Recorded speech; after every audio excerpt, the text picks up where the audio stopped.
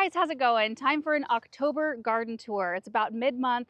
We've been enjoying a beautiful, beautiful fall. Like right now I'm wearing a vest because I think it's in the low 50s at this point, but it's gonna heat up into the high 70s, which is just perfect. Perfect working temperature. And we're starting out here by the orchard and cut flower garden because this is gonna be the last tour where it looks like this. Because yesterday we had a delivery. A ton of winter gem boxwoods. So we are going to start the process of planting the boxwoods around each one of these quadrants. And maybe we can get an overhead shot and show you how this is laid out. There's 4 quadrants and then the center with the beautiful fountain. And we are going to be planting the boxwoods just around the exterior for now. There will be more boxwoods in the interior, but this is a huge project and we kind of want to take it one step at a time. So what my plan is to do the exterior, but we're going to keep some openings on either side. So there'll be a walkway going right through the center this way, and also a walkway going through the other way so that there's access no matter what side you're on. And once we get the boxwoods planted, we can get in here and we can plant those Redmond linden trees that we picked up at Jaker. We've got 12 of them. What we want to end up with is a shade garden kind of in the end. It'll be years and years before we end up with a shade garden, but it's been a really fun space. The thing about it though, the way we have it set up and what we grow in this area, most everything is annual and or perennial, and it dies back to the ground in the wintertime. So this, like the way this looks right here, this is what it looks like for 5+ months out of the year. And while it looks on this side, looks beautiful, for the remaining time of the year, I really crave winter structure out here. I think by adding the boxwoods, adding some big shade trees, it's gonna make this space it's gonna transform it.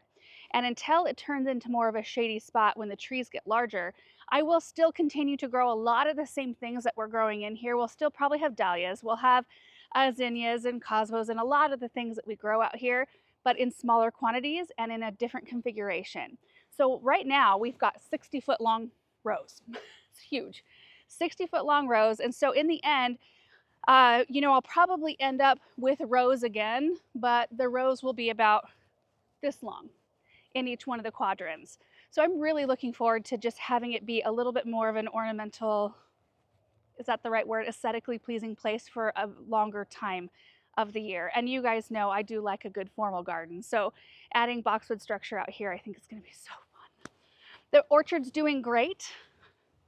Just a quick look right here. Of course, we didn't have any fruit this year, which was kind of a blessing in disguise. I was bummed about it the first part of the year, but it ended up being so tremendously busy over the last month, really, that harvesting and processing all of the produce and all of that would have been a little difficult. So in the end, things happen for a reason, and I feel like it was a good year to have a hard frost in the late spring that took all of our fruit, but they're looking very healthy otherwise. So I'm very hopeful that next year we will have a crop. The RTF fescue has turned out so gorgeous, and this is the same, right? We planted this in the back. So this is the same kind of grass that Aaron seeded behind the barn. So if you get in here kind of a little closer, you can see there's a difference. This is a perennial rye bluegrass blend, and this is the RTF fescue, a little bit wider bladed, but it is super tough. And it does really well. It actually stays greener through the heat of the summer. I think it's going to be really perfect back there, but I like this line. How often are you mowing? Like, you mow this section every 3rd time? Yeah, every 3 or 4 weeks. Yeah. So, and I kind of like that. I like that look to where there's not a distinct border, but you can see that it's kind of mowed up to this area here. This one here. Yeah. So it's never quite as short as this one. Right. Yeah, I love it. So looking at this flower space right now, I mean, this quadrant is looking great. The dahlias finally did their thing. Look at that. I mean, there's some holes and there's some smaller plants than normal. We haven't had to utilize any of the T-posts that we painted and reconfigured. Like you can see, there are no ropes here. We are staking up nothing. So maybe, another blessing in disguise, right? Had a crummy start to the year, a very slow start with the dahlias, but we largely don't have them flopping all over the place. Usually by this time of the year, we can't even walk down the aisles because things are just wild. But beautiful. There are a few that I absolutely love that I do want to show you over this way. And I think Paul might be pulling these out today, all the T-post in preparation for the boxwoods. There's some beautiful ones down this way. I'm not going to be digging and saving all of these tubers this year. Not again. I think what I will do is probably dig some of my favorites every year, just a small amount, and then just try out new ones. Now that we're not going to be planting this quantity anymore, it won't be as painful to buy new tubers every year. And I know a lot of people treat them as annuals. So Do you think that you'll grow dahlias like you won't have a dahlia quadrant, but you'll do dahlias in all 4 quadrants probably in smaller to make it like aesthetically even, pleasing? yeah, probably so. Sure. Yeah. This one right here, I think this is Wizard of Oz. This is a beauty. Look at how pretty that is. There's Lilac Time right here, which I've always loved this one. Big purple beauty. There's Sweet Natalie. Oh, this is color perfection right here. Little bug. That creamy. And then this one is Salish October Wedding. Look at the color. I'm definitely digging this one and saving this. I just absolutely love it. This is a beauty too. I don't know what the variety is, but anyway, there's some really good ones out here. I'm gonna get close on that one. This one looks kind of iridescent, doesn't it? See that? They look so healthy when you get close. I know. We just need close-up shots all over. Yeah. Let's take a walk around the South Garden out here. We thought it might be fun to start out here since we've focused so much attention on the Dreamstream area, which we will end up over there. But we haven't been out here quite as much. In fact, we might get out later and do some tree planting. Maybe. Possibly. So in this space right here, well, you can see the Paris Espalier still in its box. I know that will be a question. It is still there. It's healthy. I just got to figure out where we want to put it. We still have some color on annuals. I mean, the pink cashmere Superbina, it kind of lulled there for a minute, and it's still not in like the most peak that it has been this whole season.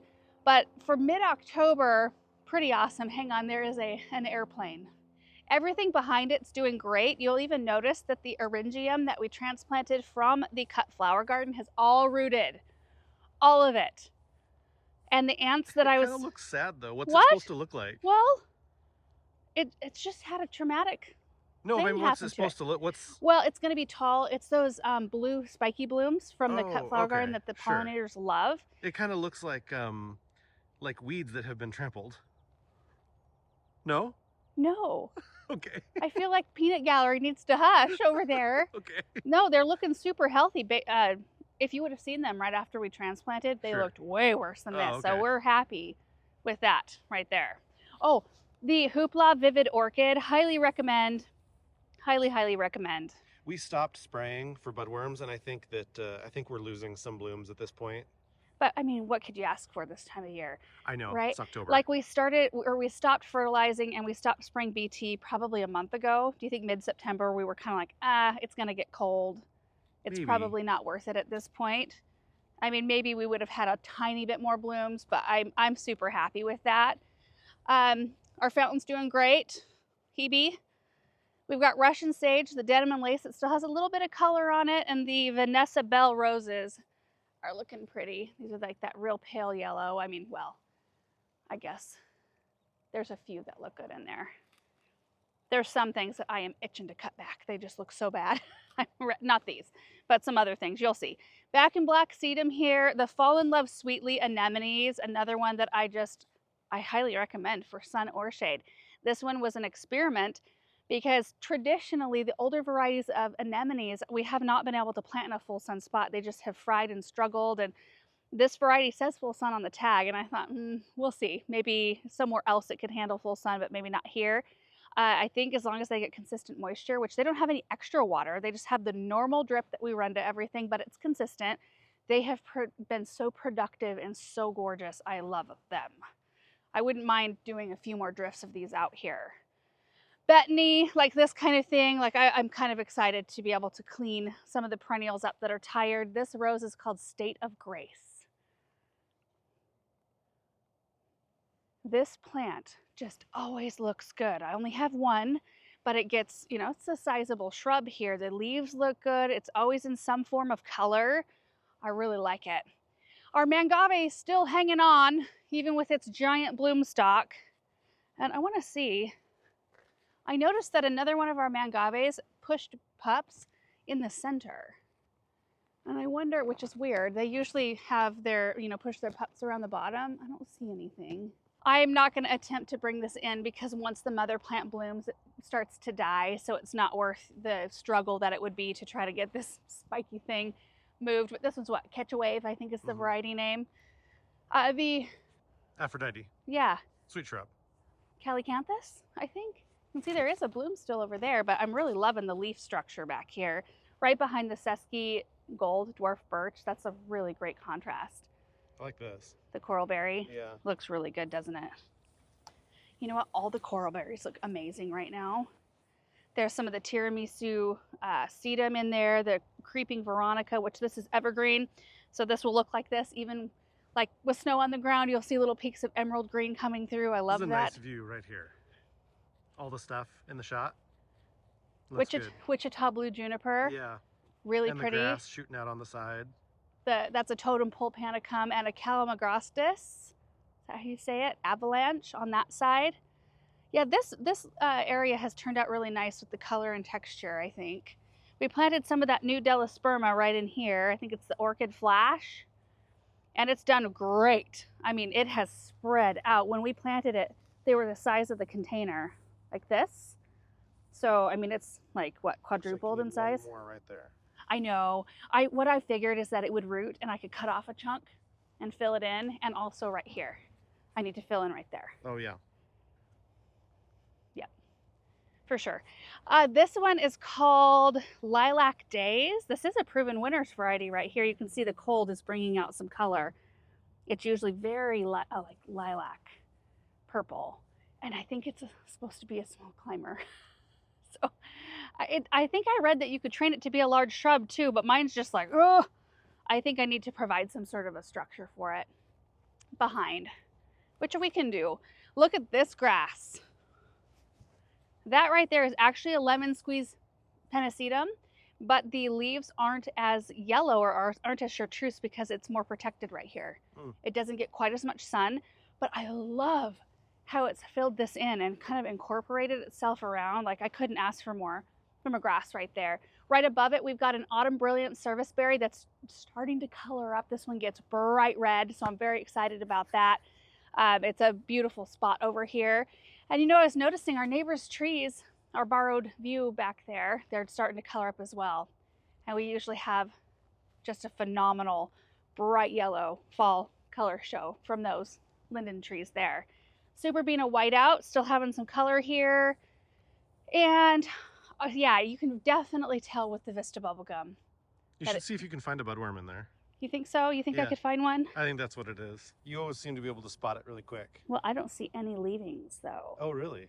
Yeah, usually you can spot their droppings. Usually you see little black dots all around their droppings, and I don't see any of that. I think they're getting close to being done. Well, it's a pretty good run though, from the beginning of May through October. Yeah, and you know what I love is the little lime punch, or no, these aren't little lime punch, these are limelight primes right here. I love the pink that these are starting to produce here once the temperatures kind of cool down. I like the pinks together. And I thought about pulling these out, possibly putting them somewhere else and doing quickfire fabs in here, because quickfire fabs do bloom a lot earlier and they're a bright pure white. I think I might just leave these, see what they do. We can do a hedge of quickfire fab somewhere else, see how they do, you know? But yeah, this was just a phenomenal show, especially there's only 26 supertunias we planted in this entire area. And I mean, how tall is that? 2 feet? 2 feet tall? It's pretty tall. Yeah. Like and right I feel like they just are starting to go out of bloom now. I mean, it's been the last week. Like they still looked really full a week ago. They did, like during the dream stream. Yeah. That was one thing. I kind of thought, okay, we had everybody here in July last year, which that's tough. I mean, everything looked tired and dry and hot. It was just, ugh. So I was excited that everybody was going to be here in October to kind of experience the garden at a different point of the year. But sometimes we've had a freeze by October, by the time we started that project. So the fact that it's been so mild and they were able to see a lot of the annual color still, that was fun. I was happy about that. I do like the backdrop here though. The black lace elderberry is just gorgeous. How tall is that? Well, tall. You want me to stand next to What it? does the tag say? 8 feet? I think so. The Tickle Creek looks really good too. The fall color's starting to shine. I'm 5'4". What do you think? 12? 10? Yeah, 12. Ish? Maybe just 10. 10?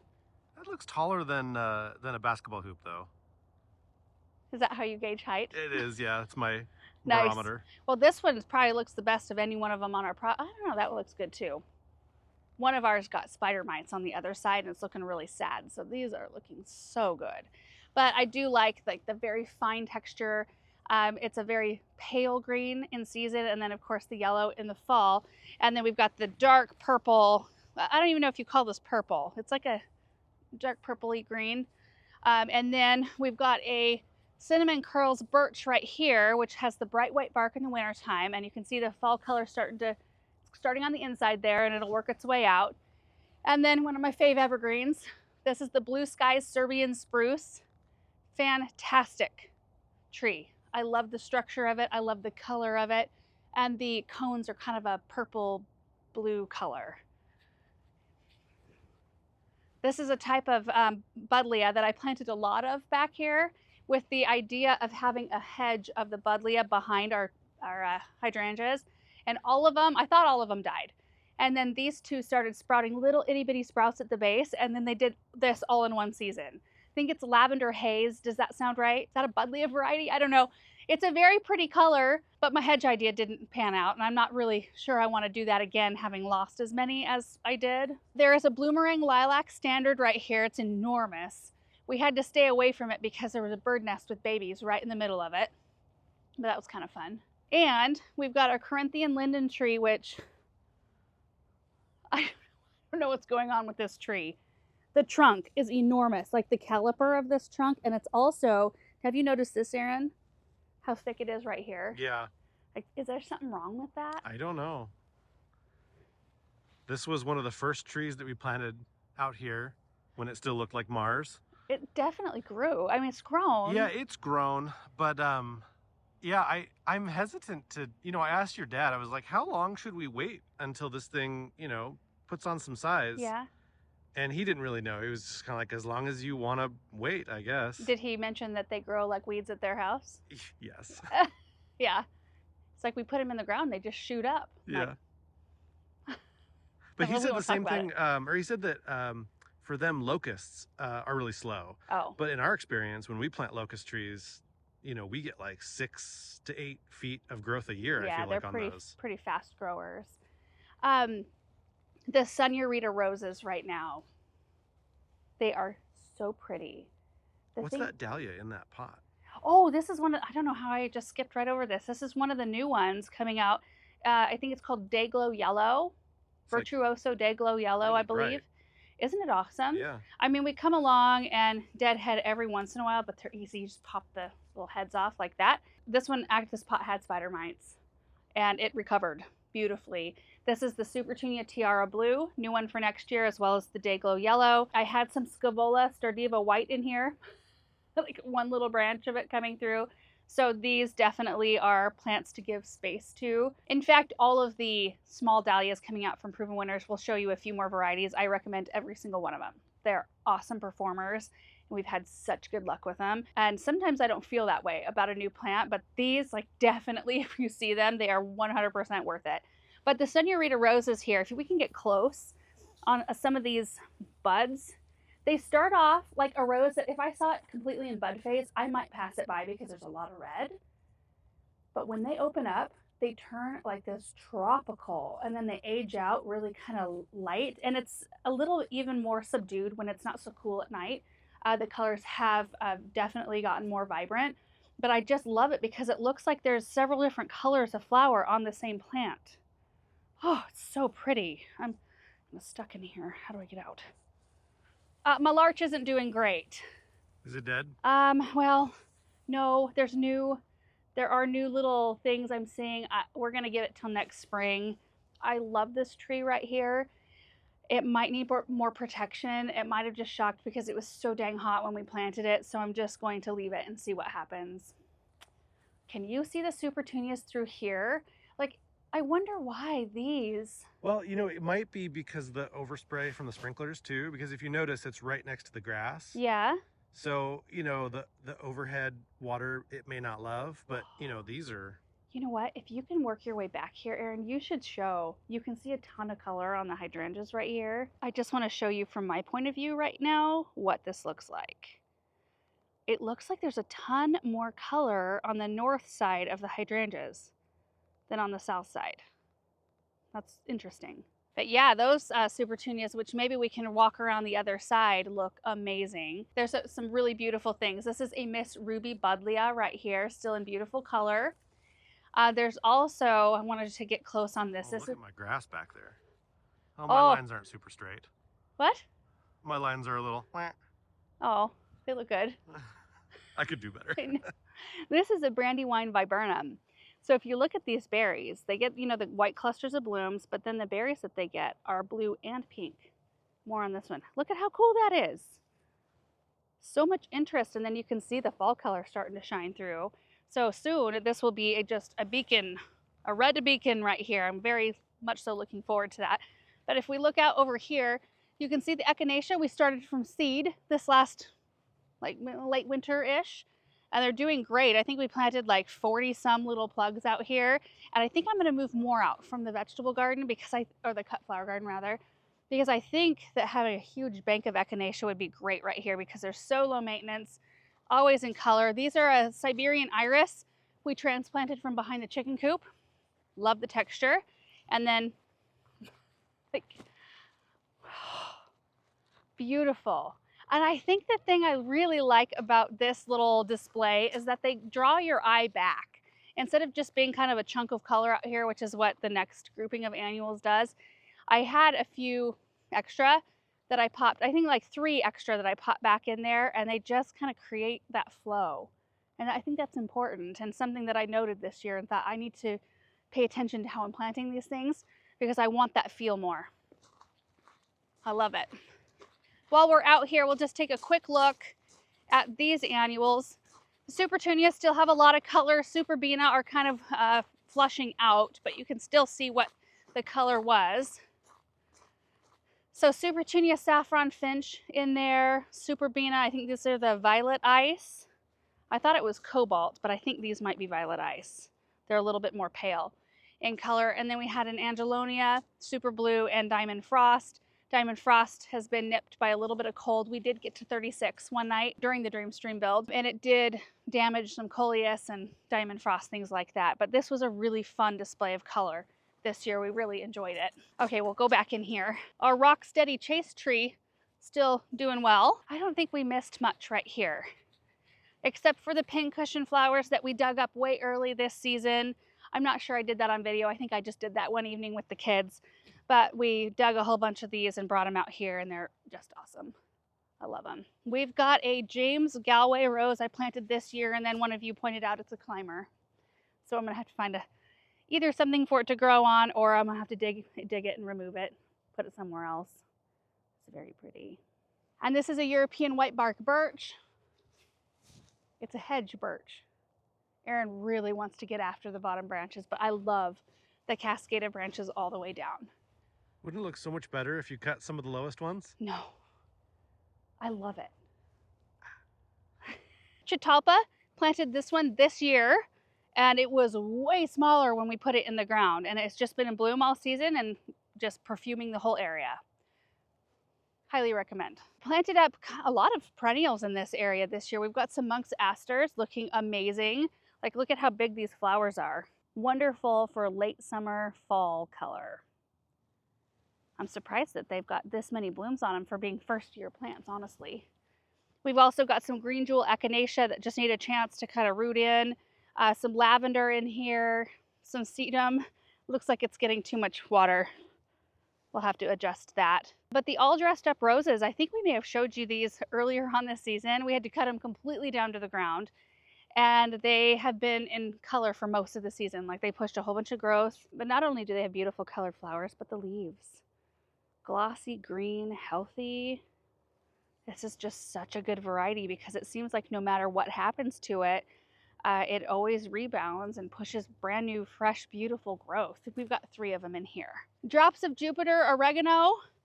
I mean, the blooms are really pretty, and it does have that chartreuse color is its normal color, but you can see that it probably should have been cut back. Maybe we should have cut it back midway through the season and then let it push new growth again, but it's a really beautiful plant. We've got a lot of Baptisia in here. We've got some beautiful hybrid tea roses that we dug up from behind the fireplace and brought out here. In fact, you can see, look at this, like perfection. Minus this petal. Well, there's a couple petals. You get the drift though. So pretty. And they open up huge, huge white blooms. Just recently planted this sedum. Again, I think this one's getting too much water. You can see it's flopped. That usually is what's going on. Proudberry coralberries, there are a few in here. Just absolutely loaded. Boy, that's a good plant, isn't it? Yeah, it is. Really is. The rest of this border, the Caryopteris has been out of color for maybe the last week or two. And then there's just some things that we've planted, some white echinacea, other things that just need to have a chance to fill in. So let's bounce over to this side. We'll start at this end and go around the interior of this space. Look at this border. Isn't it beautiful? We should show a before. You've got some before shots, right? Of Yeah, what I this don't know looked the like? exact angle that I took. It probably was Roughly, more, yeah. like looking this way, I guess, but Either way, I mean, it's so much different than it was 4 years ago. 4 years ago is when we started doing infrastructure. So that's when we trenched the area, lined out where the cut flower garden was going to be with the orchard. We planted the orchard trees and then a few trees out here. It's really all that we got done, other than the big infrastructure stuff. So we've only really been actively planting for 3 growing seasons. I'm really happy with how it's come together. So starting on this end, we planted an Elizabeth rose. This is a David Austin right here. So this is fresh this year. Look at how beautiful. I love late season roses because they're always a little bit more punchy in color because of the coolness. So that's a beautiful one. And then this whole area, we've got a lot that we transplanted from other areas of the garden. You know, all the autumn joy sedum. There's some tradescantia. This stuff, I try to eradicate it.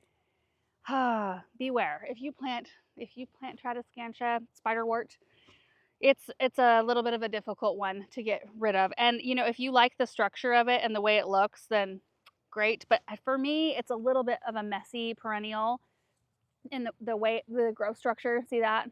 Like, I don't know. I do like the flowers. They're very pretty.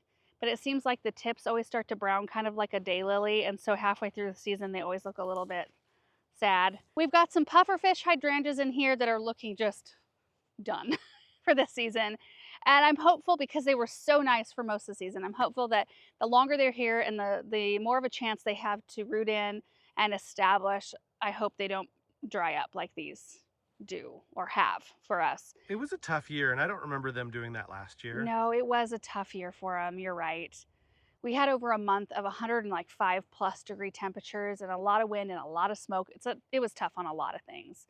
The Agastaki though, looking great. Super Tunia, Mini Vista, I want to say plum veined or pink veined, something like that. Anyway, it's a new one for next year. It's awesome. Lemon Coral Sedum's just a nice little break for the eye. And then we've got the Ringo Double Pink Roses. Oh, they're so pretty. Look at this right now. Look at the, like kind of more in bud form. You can see all different stages of bloom on just this one stem. I love the dark eye though. I think that is so pretty. Coral berry right behind it, kind of mirroring that pink color. The hardy geraniums are looking like, oh, they're looking tired.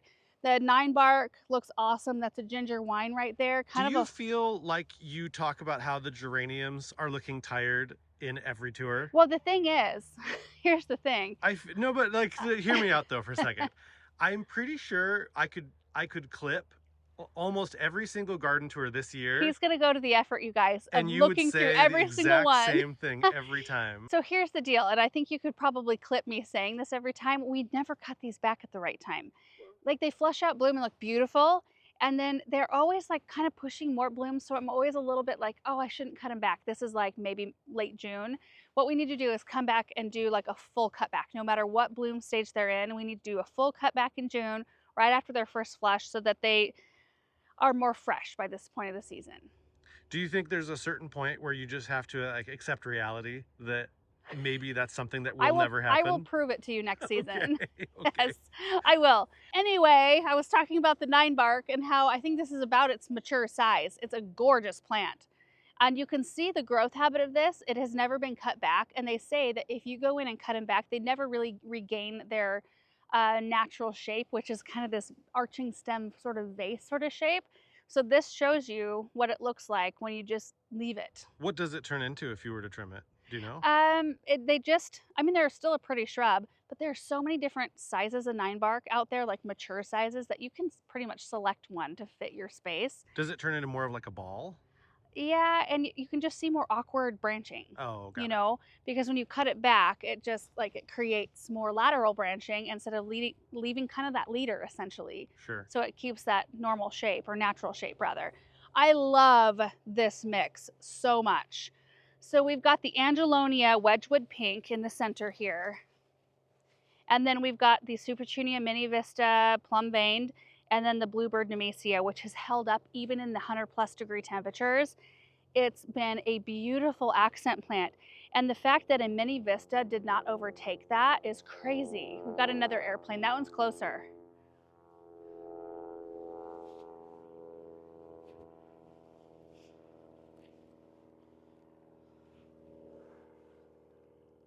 You'll also see the Centranthus that I planted earlier this season.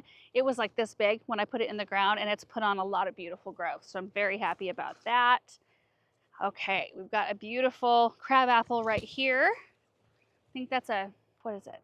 I can't remember. Midnight Masquerade Penstemon right What do you have here. in front of it? What? This? Yeah, no, and closer to me. Right. This geranium. Oh, is it looking prime? Yeah. You know, the thing about geraniums too is that they do have beautiful fall color, and some of them are evergreen. So if we get in close on this one, see this? This is what the whole plant's gonna look like here really soon. It'll be a beautiful red fall color spot. Can't wait. And you'll love it. You will love it. Penstemon looks awesome. This is its first and really only flush of blooms, but I leave them because I think the bloom stalks are really interesting and they hold up to quite a lot of like snow and all that stuff. So they're really pretty winter interest.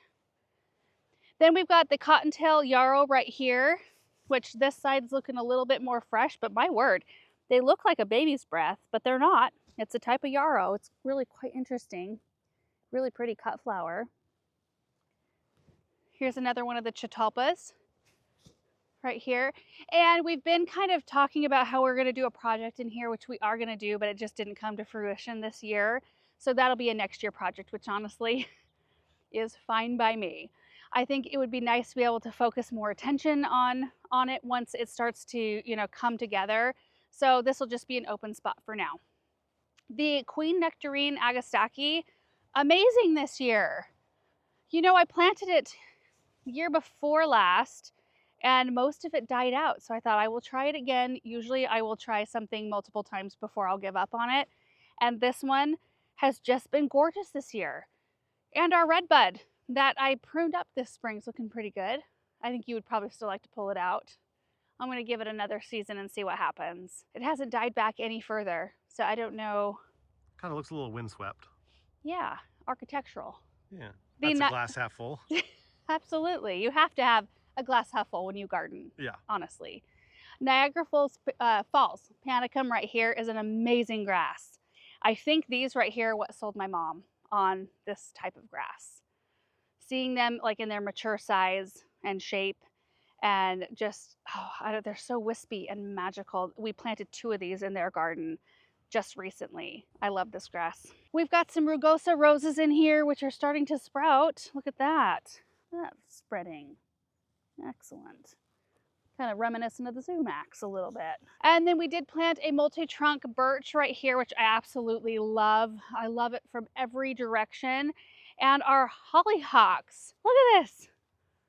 Another bloom season for the hollyhocks. These are ones we started from seed and they are fantastic. Huge flowers. If I can find the name, I will put that on the screen. I love it. So pretty. We just recently planted the sedum in here, coral jade, and the agastaki, that's Blue Fortune.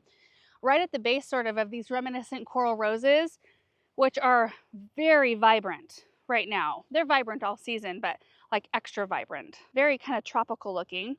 More monk's asters here. We've got another flush of bloom on our Veronica. Do you know the name of that one, Aaron? Something ice or snow or white, Veronica. What is it? I don't know. I can't Oh, remember.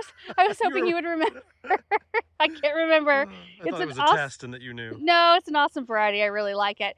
Okay, we are now coming upon our red section, which of course the sun comes out right when we get here. So these are the one of the newer varieties from Proven Winners coming out next year. So is this. This is an unplugged red, just unplugged red salvia. You can see how they're performing. There's the unplugged white right behind, which I really like that one. You know, color-wise, I like the dahlias, and they have been really fun out here. This one is a little too bright for me. I feel like it's a little bit almost like a red glow, like a neon sort of situation. Well, these are a little bit more deep. But my favorite of all the reds, and they kind of got nailed a little bit in the frost, but it's been this Kufia. Maybe these have been more protected. Yeah. This right here. I love this Kufia. I think it's so beautiful. Of course, I can't remember the name, so again, we'll have to pop it on the screen. But I think the bloom structure is gorgeous. I like the fact that there's some burgundy kind of in the center. They just have really performed nicely up until it got really chilly. And then the rest of this border is an area that I just really want to spend some time on next year and cultivate more. Move some stuff out, move some stuff around. It's just kind of becoming, do you guys get areas that are just kind of like the unseen, like behind your barn or behind your shed sort of areas where you just kind of dump things? I feel like this has been that spot for plants. So I really want to, you know, spend more time out here and fix it a little bit. These Rudbeckia, though, I had these in the greenhouse, not last winter, but the year before. I planted them out here for some pretty summer interest last year, and they've come back. I thought that they were annuals, but I guess they like this space, and they are awesome. I mean, look at the size of this bloom right here. They're huge. Huge blooms.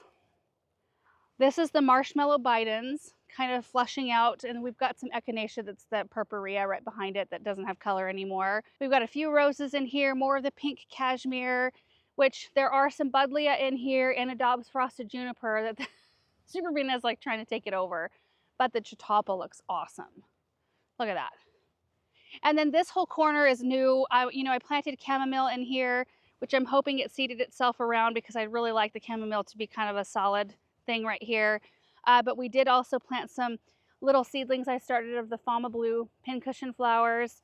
And then we moved some eryngium from the cut flower garden as well as some echinacea. So everything in here is just kind of like at the starting point. We've got the fuchsia, firefly fuchsia, yarrow, and then there's a beautiful phlox there, some Russian sage. All of these were newly planted this season. So was the calycanthus right here. And then this is the smoke bush we did the rejuvenation prune on this spring, all the way to the ground. It's a wild, wild shrub. That's really wild. I know. I don't really know what to do with it exactly. It's pretty though. It's got pretty color. Okay, that kind of sums up this area of the South Garden. So let's head this way. You can see the zinnias here. I've seen better days. Some of them have some real nice color though still. I'm thankful for that. The fountain has just been, we love it. It's amazing right there. And you know, at first I wasn't sure. It's a very like a clean look, and it's a very much so maybe more modern-ish.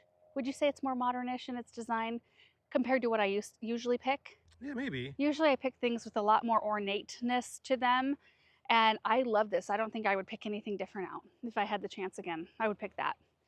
So as you walk down this way, you can see more color on the zinnias. There's some cosmos still popping through, looking good. Right about here, oh my, is where the floret varieties start. So these are all the floret zinnias. They are gorgeous. The colors, they're all kind of like pastel, very soft colors. And I've really enjoyed them right here. Boy, the bees are just going crazy right now. Yeah, this is actually a very beautiful view toward the flower shed. Look at that. Like that sea of color. Yeah. Isn't that crazy?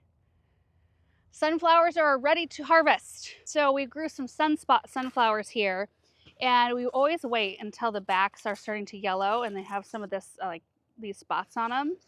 And that way we know that the sunflowers are closer, the sunflower seeds are closer to being ready to harvest. And the kids and I, well, I know Benjamin, I haven't done this with Samantha yet, but we like to just pop the heads off of these and then we just set them around for the birds. Just set them on their bottoms there so that the tops are facing up. We give some to the chickens and then the birds come and have some good things to eat. So we have a ton of those to harvest. Lisianthus still have some color, all of this stuff though. We need to pull. It's looking very mangy out here. If you root around, you can find some nice stems, but a lot of stuff's past its prime. Now these containers, I am not sure what we're gonna do with them because we are gonna be putting trees like kind of right inside the boxwood hedging. So these are gonna have to either pop forward. Which I don't know that they can because this is not a right angle. Yeah, I think it might look weird. Yeah. I mean, we'll find a spot. Yeah. We'll find a spot for them, but they just will need to move from here. But I've really enjoyed this shape, the height. They're just kind of like the opening welcome to the cut flower garden. So I think the trees will do the same thing, especially once we have a canopy, more of a canopy over the entrance. It's gonna be so beautiful.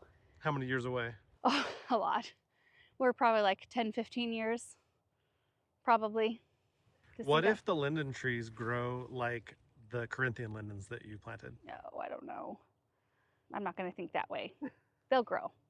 Different variety, they'll grow. I am actually excited to cut the berries back so that we can replace the drip tube. We discovered about midway through the summer that the drip is not functioning properly. That's why they're looking a little rough, but they're so thick and so thorny. Thought let's just let them go. It's fine, it'll be a natural thinning process. And then we can cut everything back, run new drip, and they should be good to go for next year. Blackberries were phenomenal this year. I wonder if there's even still some berries in here. There's a few wanting to ripen up. I mean, we had such a long season. There's even fresh ones right here that are not colored up yet. What's your plan with the grapes? Well, the birds ate all the grapes. We're a little hasty with our bird feeder. The grapes, I was waiting because, which I can get in here now. See if you get in here close. When they push new growth, like, see how that looks more green, that branch? When you try to train them too early, they pop off the main plant really easily. But now that I can see that we've got some really good sturdy wood here, I can get in here and start hacking these back. Maybe I should do that this week. Okay, let's go back this direction. Some really pretty things in this border over here. We've got our apple arch. They're both doing well. We've got some Lady Gardener roses. These came from near the chicken coop. Let's see, where's a real pretty one? Right in here. These were kind of lining the brick patio area. So we dug them up and moved them out here when we needed to get them out of the way for the boxwoods. There's some Veronica in here ready to be cut back, some sedum, supertunias. There are 15, I think, 15 Invincibelle sublime hydrangeas planted around these birch trees, and they go all the way kind of down this stone pathway. I think next year it'll be really pretty. These are the Rise Up Amberness roses right here. Look at that color. These are another one that could be either a small climber or a large shrub, and they are definitely easier to handle than like the Lilac Days. Has definitely got those long arching branches. These I am having a much easier time keeping them shrub form. We've got Cat's Pajamas Nepeta, and then this is the Supertunia Tiara Pink, new for next year. You can see its landscape performance right here, amazing. This container's looking a little sad, so let's just move on. We've got the Procumbens Blue Spruce right in here, and then there's kind of a hedge of Arctic Fire Dogwoods, which again, I can't remember what the size is on the tag, but they are definitely meeting their potential. I think it says 5 to 6 feet tall. I could be wrong though, it might say that they get a little bit bigger.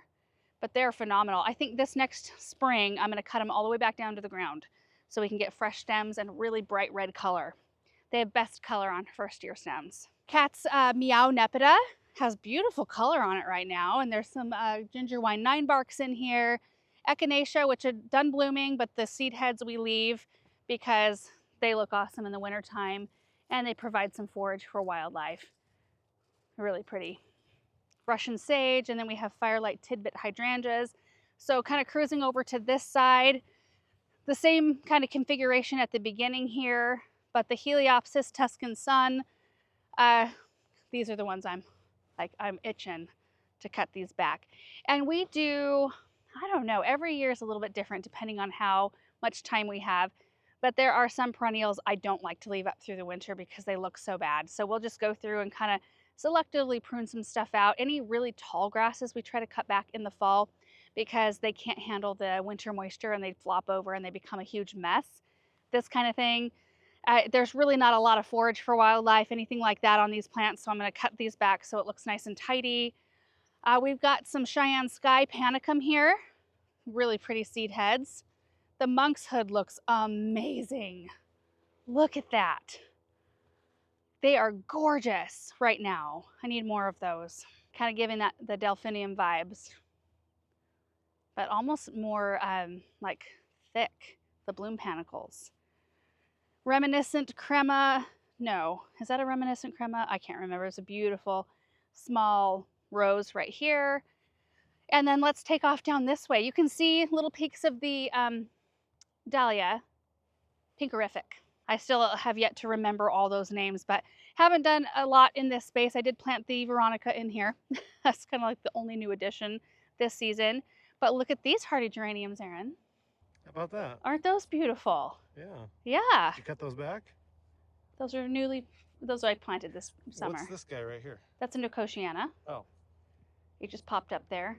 We kind of leave things Just like wanted that. to live. Yeah. We've got some lilacs in here. I do not know what's going on with this one, except for it does have a ton of buds. So it just needs to lose its crappy looking leaves. It's possible that the water wasn't functioning really great to it. We do have snowdrift supertunias and the Stardiva blue I wouldn't scavola. think it's a water issue though because You of don't? the supertunias. Well, that's Did true. you think those would have suffered? Well, maybe. Yeah. Yeah, I don't know. It's possible no, it's not mite damage. Not even close. It's like a water thing though, Erin. Really? Yeah, but they're full of buds and their stems still look really healthy and pliable. So Huh.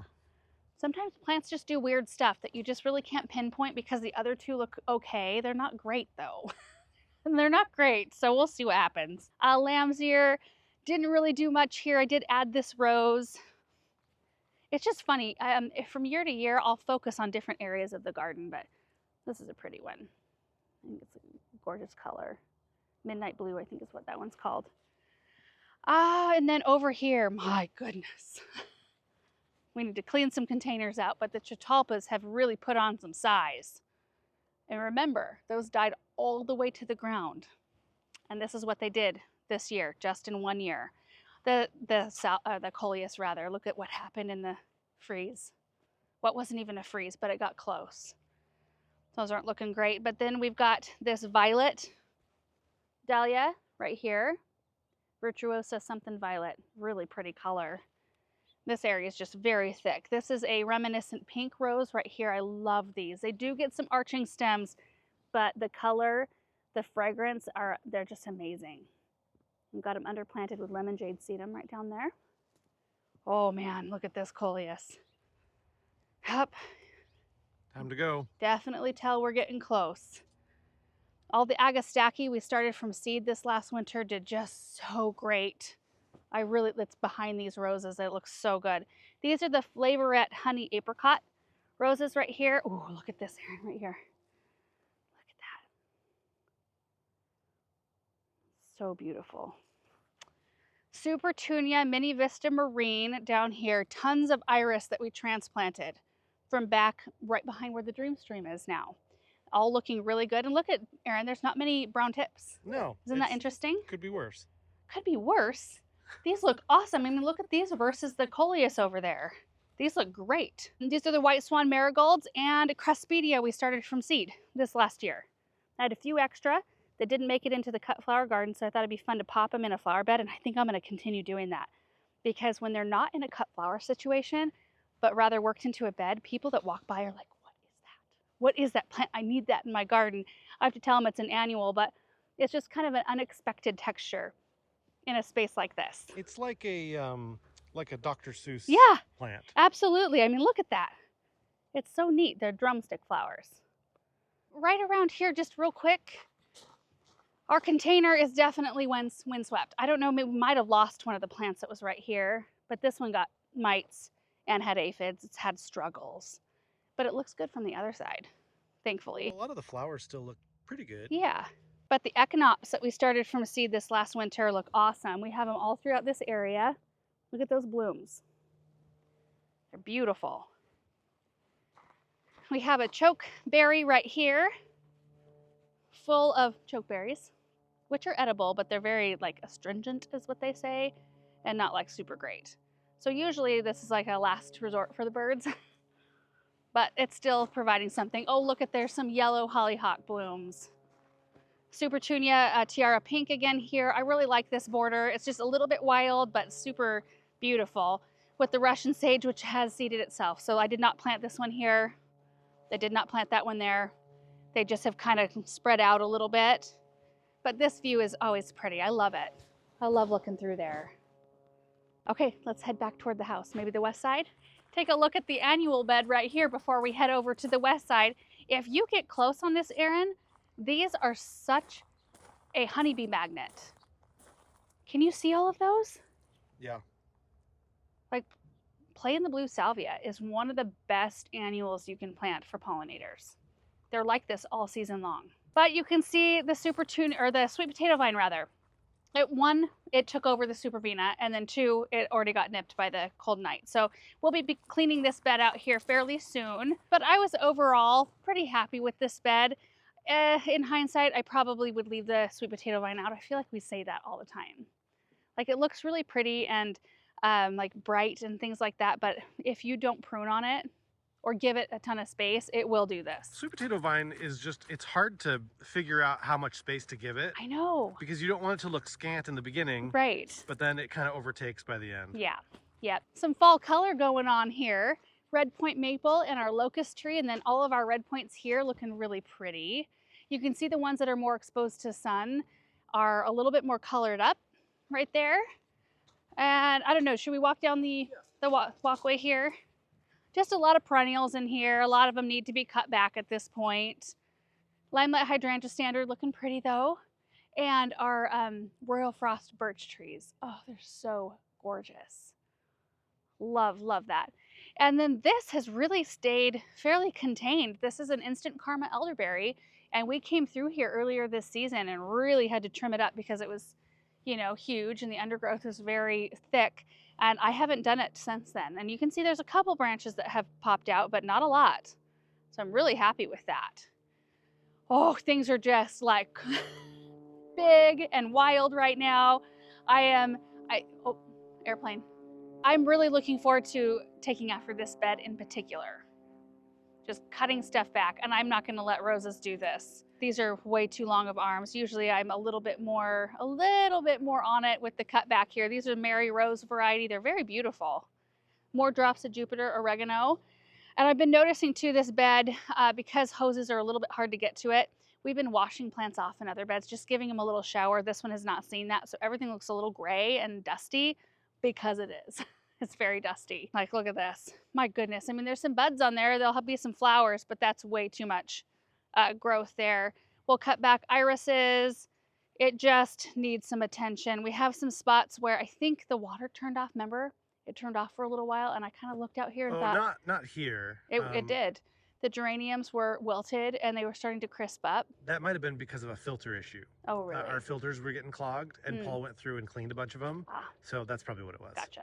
Yeah, I just noticed a slight struggle over here, and then it was rectified, but it was enough to kind of like set things back a little bit. These are the Lickfield Angel Roses right here. Look at this. They are beautiful. The scent is slight right now, but it is pretty cool out still. They're usually more fragrant when it's warm. This makes me want to get out here like today and clean this bed out. It looks better from this angle. We should have approached it from this angle. Look at that. Yep. Need some attention there. These are Ambridge Rose. Love this color. I don't know, are they selling this one anymore, David Austin? I can't remember. I thought maybe that was one of them that they discontinued or removed from their list. Now, we have pruned these a couple of times this season. I don't know how many squash are on this plant, but a ton. And Why do you plant these here? Well, because the plant would look like it was struggling a little bit down at the garden center, and I had an open bed, so I thought it might be a good idea. We'll have a lot of fruit from this one, and you like to eat squash. I do. I love squash. So it's good. Celery. We've got some beans in here. I think Royal Burgundy. They're really pretty and still producing. These pumpkins. So we planted these, oh my, was it the end of July? And they're 100 or 110-day pumpkin. They're the little Jack B. Little pumpkins. And I thought, well, we'll just see what happens. We'll see if we get pumpkins by Halloween, and they are loaded. We've got 2 hills in here, and there are just a ton of these these cute little pumpkins. Look at this. Ooh, I'm excited about it when an experiment works like that. We've got a fall crop of carrots, bachelor's buttons that I planted here last year, and they just reseed themselves for every season. These are the Zahara Double Raspberry Ripple, I think, zinnias. I got the seeds from Johnny's, and they're shorter, clearly, than our traditional type zinnias. These are Lilliputs right here, and they're still really tall. But I thought it would be fun to trial out just planting some of these shorter varieties in containers, because I think I filled this container and the 2 in front for less than $5. And I just used the soil that was already in here, and the drip was already run, so it was just a really inexpensive, fun way to fill these containers with a lot of color. We've got basil in here. We've got some spinach we seeded end of July. There's a tomato plant that needs to come out. Some carrots. Oh my, that basil smells good. You smell that? It's so fragrant. This is looking like it's not getting water, and it is, it's pretty dry. I'm gonna have to check the drip on that one. Okay, show you my grape trees real quick, and then we'll head back in to the garden. They look so good. Look at these. I don't know if you guys remember when we started these, but they were just sticks with roots. They were about this tall, and they really shot up, and I just kept them pruned. Maybe like 4 times this season I came through and did some heading cuts just to cut the big long branches off. But they look awesome, and I'm really hopeful that we get fruit on these next year. I think that will be so much fun. Okay, let's head to the brick area. Hey girls. Front of the chicken coop, nothing much has changed since we worked in there last. You know, we popped out roses and put hydrangeas in. And these annuals looked pretty good at the time, and I didn't have the heart to pull them. So we've got some holes. I didn't really want to go in with fall stuff mixed in with the summer stuff. So anyway, this one has just been a little bit of a write-off this year because we dealt with spider mites so bad. I mean, it defoliated the roses, it defoliated the buddleia. The roses, climbing roses struggled a bit. It was just a tough one for that bed this year. And the brick circle area has really, I think it's come a long way even this season. With the addition of the boxwoods, the red pansies look awesome. I did not anticipate enjoying this as much as I do, but there's something so fresh and clean about it. And you know, my goal was to have red pansies in here for more like Christmas time, because sometimes when we have a mild winter, the pansies are still there and looking good through it.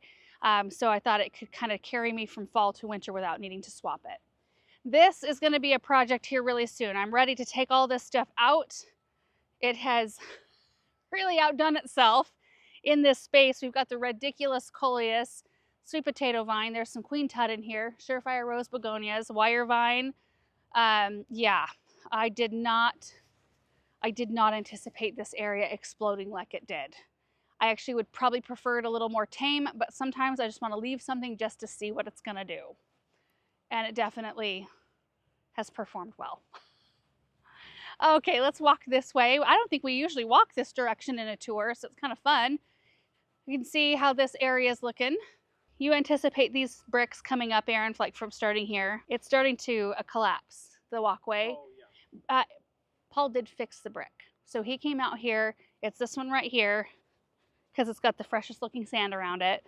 But this brick in particular sunk like, what, 3 inches? Yeah. It was a huge tripping hazard right here.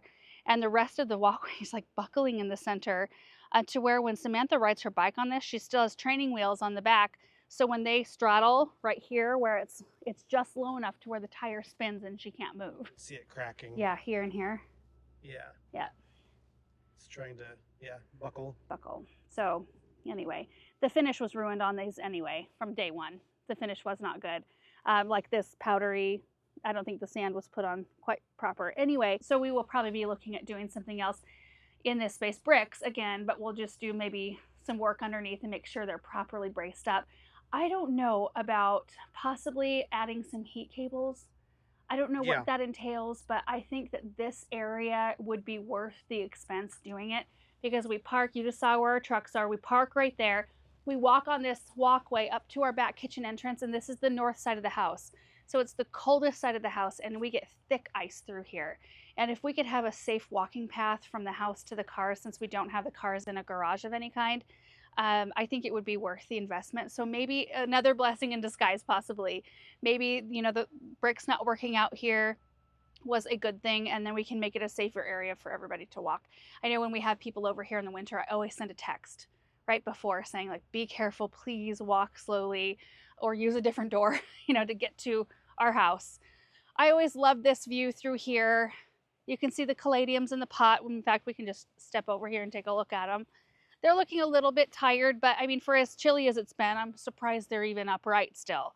They look better than some of our coleus. And this looks pretty down through there. Oh, I love seeing the yellow of the locust kind of coming down like that. That layer is beautiful. Here's the kitties. Our little pumpkin display right here. I've loved having this table set right here. This has been super, super nice. Actually, you can see right here, Aaron, if you get close on this, look at how dirty these leaves are. Oh, yeah. Yeah, the wicked Everything witch. just has like a layer of dust on it. Yeah, it does. This area in particular, my word. We need to get a hose over here. And I know Bethany's washed these plants down several times. This is coming out next month. And then we shall see what happens in this area. Brian was eyeballing it when they were here. So I don't know what. For a pondless? Yeah, water feature? possibly. It's going to need a rework. You can see that this lilac has an issue. So you see that white, the wasps are actually on it. It's got some kind of a, it smells hoppy, like beer. I can't remember the name of it. Is it like, it's not a slime flux, is it? Is that right? I don't know, but you can also see it's all tied up, all the strings in the middle. It's so weak. Because it wants to splay out. It wants to be a ground cover lilac. Yeah. Which is not what we want right here. Oh, look at this sweet little planter. I picked this up at Franz Whitty when we were there the other day. They had some ready-made fall planters. I love that sometimes. Usually I put these sorts of things together myself, but it spoke to me and I thought that is the sweetest little planter. I need that by our back door and I love it here. Before we head over to the Hartley, let's just pop into the Persephone garden quick. Some really beautiful things up here. First of all, these hydrangeas are awesome. Invincible rubies. The one next to the chicken coop in the pot, we didn't get close enough to it, but it's like, we had a huge windstorm the night I planted that hydrangea. I was gonna say tree. That hydrangea in the pot, and it made it look really tired. These look awesome. This whole arrangement's really fun. We've got back and black sedum, lemon coral sedum, red and purple pansies, pink hydrangea. It's kind of just like a bunch of color, and I really have been enjoying it, especially with our little display here of fall things. That was a fun one to do. But the Surefire Surefire white begonias are looking great. The thing that I appreciate the most about these, well, there's several things. These were a slow starter this year, which it's not like that every year, but I love that they don't grow over the sidewalk. You don't have to trim them. They just stay put, which is very much so something you don't find very often.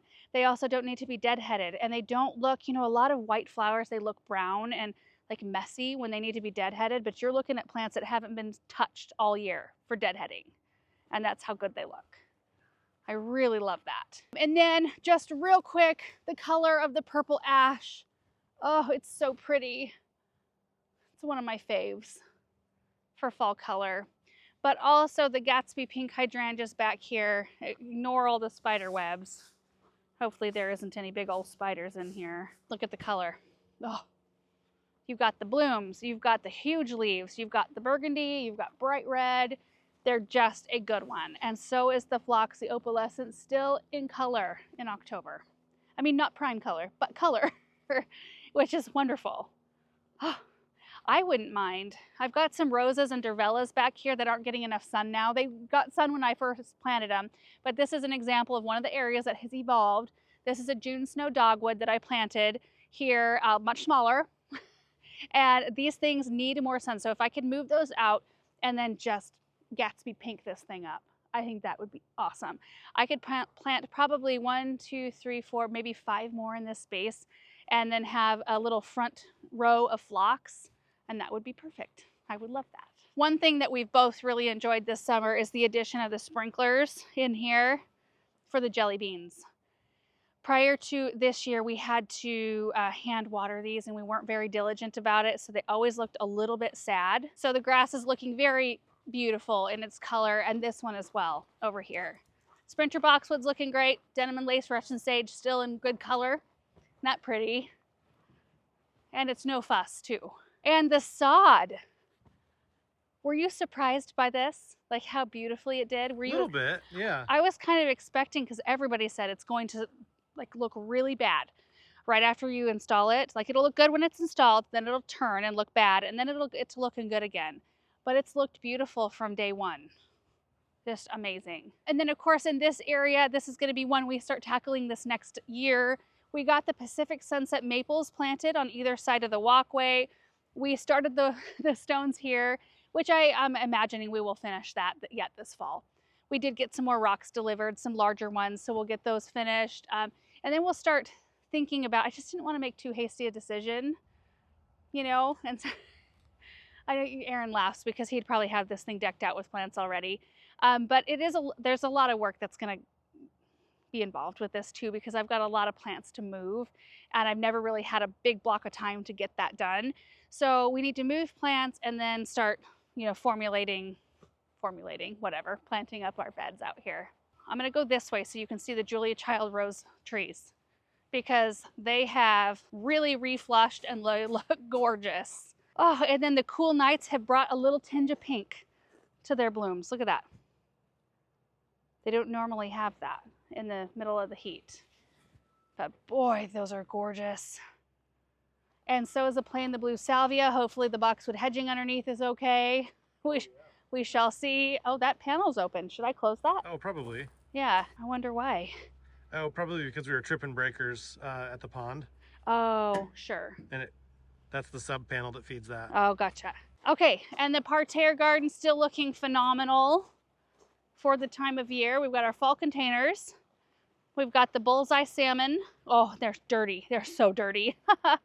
We need a rainy day. We have 2 rainy days on the schedule, or on the forecast. On the schedule.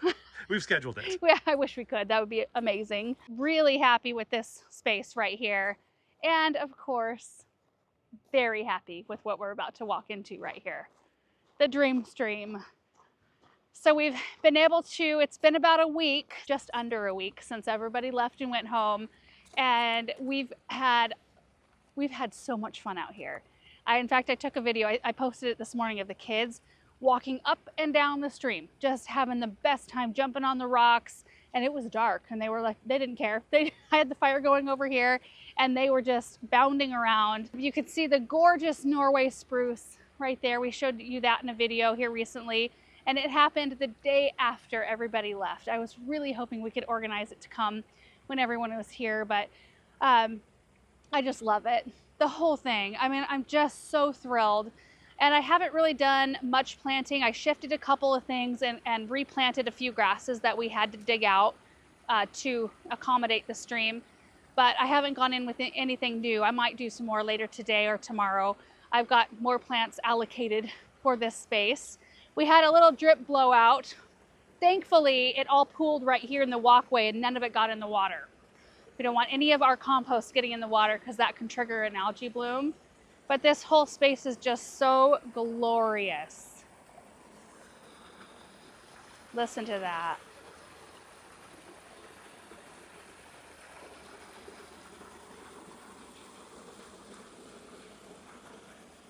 Are there any fish over here behind you? Not right now.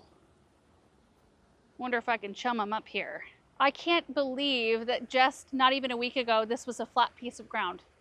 Can you believe that? I mean, look at this.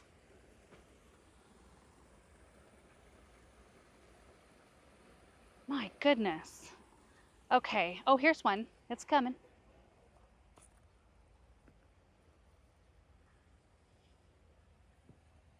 Oh, Swimming upstream. nope. Oh. Oh. It's like, nope, I don't have any of my buds with me. Fish are all doing great. It was actually nice to see them all really up close. Look at them. They're like, oh, feeding time. Maybe I'll give them a couple treats.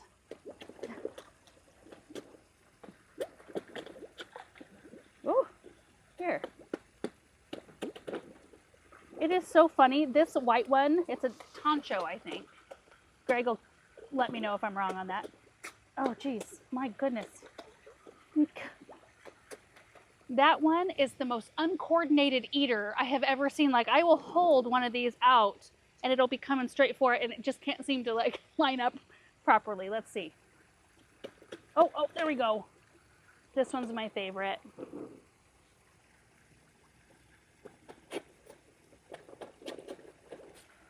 But yeah, it was really nice to hear from people who have koi and know about koi to know that ours are healthy. They say they look very, very healthy, and that made me feel good.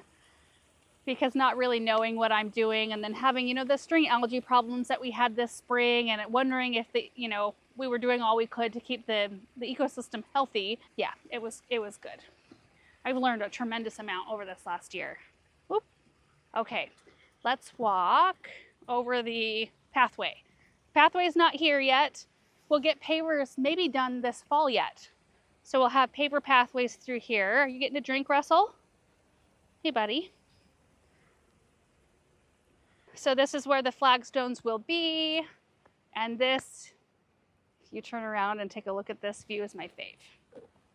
I love seeing the water to the left, the stone steps, and all of the plants. Oh. And then, of course, we've got the kids' splash pad area, which was a surprise for me and the kids. Aaron knew about it. How long did you know about it before they came? Oh, a few weeks. Really? Yeah. And the kids are loving it. So let me turn these on just real quick. These are not meant to run all the time, just for when the kids are playing.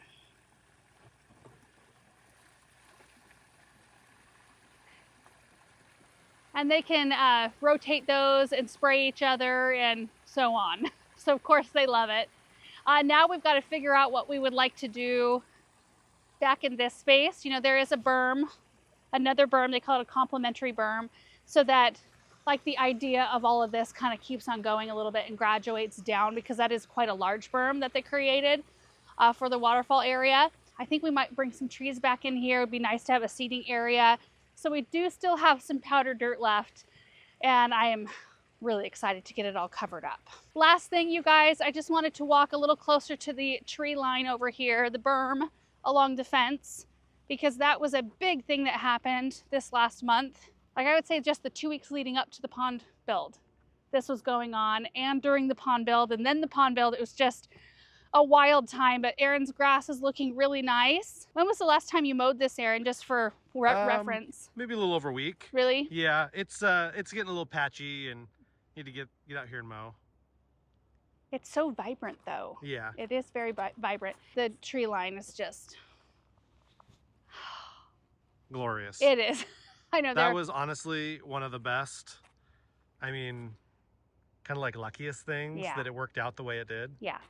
So for those of you who maybe didn't catch why or where or how come we have all these massive trees all of a sudden, we have purchased some trees from a lad tree farm, and he specializes in great big trees, you know, that they use the big spade to move. And over the last couple of years, we have purchased a few and put them in the garden in some key locations. And we had planned on doing a few this fall because we wanted to have a big one behind the pond and that sort of thing, but we did not plan on this. We did not plan on putting in an entire hedge of them. But what happened, just kind of in short, is we fell on a really wonderful opportunity. Nathan contacted us and said, hey, There's a guy who started a tree farm years back. He ended up passing away from cancer, the whole story is so sad, but I'm so thankful we were able to, kind of let these trees live on. He started the tree farm as a passion project, and nobody else really wanted to take it on after he passed, so it sat for 5 or 6 years. And now the family wants to row crop that area, so they want to destroy all the trees that are in this field. So they gave Nathan the opportunity to kind of like buy the lot of trees and move out whatever he wanted. So he let us get in early on the deal, and he let us pick out which ones we wanted from the field. And we're still buying them, but at a much, better deal. We get way more tree for the money. And it also helps kind of this man's legacy live on a little bit. And I mean, trees are a really big deal to both of us, especially you, Aaron. So I think, I don't know, kind of putting yourselves in his shoes and all of that, it just feels awesome to be able to put a few of those in. And I think we have until March, or Nathan has until March, to do what he can with the trees. So it's possible we may end up with a few more this next spring. I just don't know. But we were thankful to be able to get in on that. It's just a huge, huge blessing. Anyway, guys, this is probably a 2-hour video. There is so much to look at and talk about, and that's surprising for this time of year. Middle of October, things are just hanging on and looking great for October. Anyway, thank you guys so much for watching this video. I hope you enjoyed it, and we will see you in the next one. Bye.